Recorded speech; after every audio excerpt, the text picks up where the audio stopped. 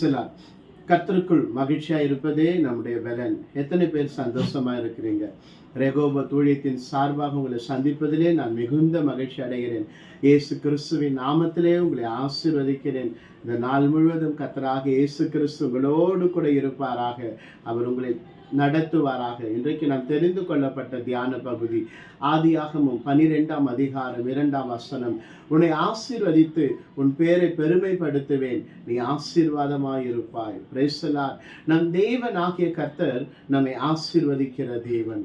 நம் தேவனாகிய கர்த்தர் நம் பேரை பெருமைப்படுத்துகிற தேவன். நம் தேவனாகிய கர்த்தர் நம்மை ஆசீர்வாதமாய் நடத்துகிற தேவன். இன்றைக்கு கர்த்தருடைய வார்த்தையை கேட்டுக்கொண்டிருக்கிற அன்பு தேவ ஜனங்களே, கர்த்தராகிய இயேசு கிறிஸ்து உங்களை ஆசீர்வதிக்கிறவர். உங்கள் தேவனாகிய கர்த்தர் உங்களை ஆசீர்வதிக்கிற தேவனாக இருக்கிறார். உங்களை ஆசீர்வதித்து உங்கள் பேரை பெருமைப்படுத்துகிற தேவனாக இருக்கிறார்.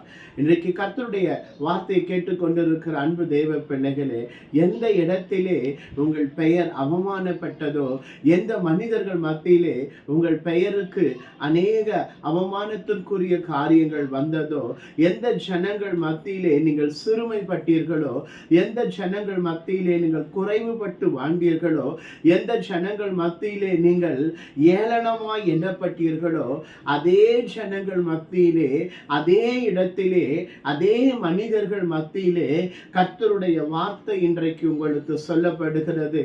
உன்னை ஆசீர்வதித்து உன் பேரை பெருமைப்படுத்துவார், நீ ஆசீர்வாதமாய் இருப்பாய். எந்த இடத்திலே நீ குறைவுபட்டாயோ, எந்த இடத்திலே உன் பெயருக்கு அவமானங்கள் ஏற்பட்டதோ, எந்த இடத்திலே உன் பெயருக்கு நிந்தைகள் ஏற்பட்டதோ, எந்த இடத்திலே உன்னுடைய பெயருக்கு ஏளனமாய் அவர்கள் பேசினார்களோ, எந்த மனிதர்கள் மத்தியிலே நீ குறைவுபட்டு வாழ்ந்தாயோ, எந்த மனிதர்கள் மத்தியிலே நீ தலை குனிந்தாயோ, அதே மனிதர்கள் மத்தியிலே, அதே இடத்திலே, அதே ஜனங்களை மத்தியிலே கர்த்தராகிய தேவன் உன்னை ஆசீர்வதிப்பாராக, உன் பேரை பெருமைப்படுத்துவாராக. நீ ஆசீர்வாதமாய் இருப்பாய். வேதம் சொல்லுகிறது, புற ஜாதிகளுக்குள்ளே சாபமாய் இருந்த உங்களை ஆசீர்வதிக்கும்படியாக உங்களை தெரிந்து கொண்டார். Praise the Lord. உங்களை கர்த்தர் தெரிந்து கொண்ட நோக்கம் என்ன தெரியுமா? உங்களை ஆசீர்வதிக்கும்படியாக. கர்த்தர் உங்களை தெரிந்து கொண்ட நோக்கம் என்ன தெரியுமா? உங்கள் பேரை பெருமைப்படுத்தும்படியாக. கர்த்தர் உங்களை தெரிந்து கொண்ட நோக்கம் என்ன தெரியுமா? அவருடைய நாமத்தை நீங்கள் அறிந்து அவர் நாமத்தை நீங்கள் மகிமைப்படுத்தும்படியாக கர்த்தர் உங்களை தெரிந்து கொண்டாராக. உங்கள் தரித்திரங்கள் மாறும், உங்கள் குறைவுகள் மாறும். நீங்கள் எந்த இடத்திலே தலை குனிந்தீர்களோ, எந்த மனிதர்கள் மத்தியிலே அவமானப்பட்டீர்களோ, அதே இடத்திலே கர்த்தர் உங்களை இன்றைக்கு ஆசீர்வதிப்பாராக, உங்கள் பேரை பெருமைப்படுத்துவாராக.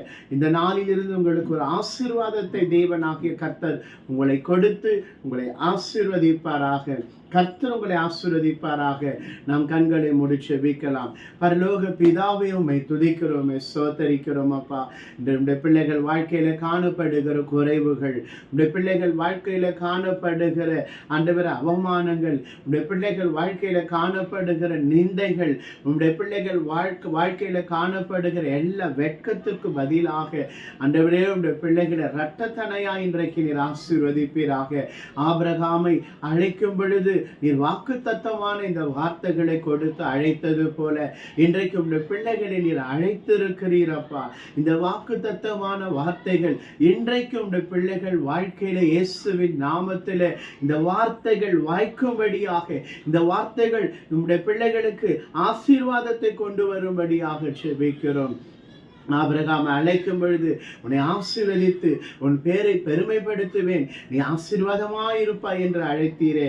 அதுபோல இன்றைக்கு உன்னுடைய பிள்ளைகள் ஆசீர்வதிக்கப்படட்டும் இயேசுவின் நாமத்தில்.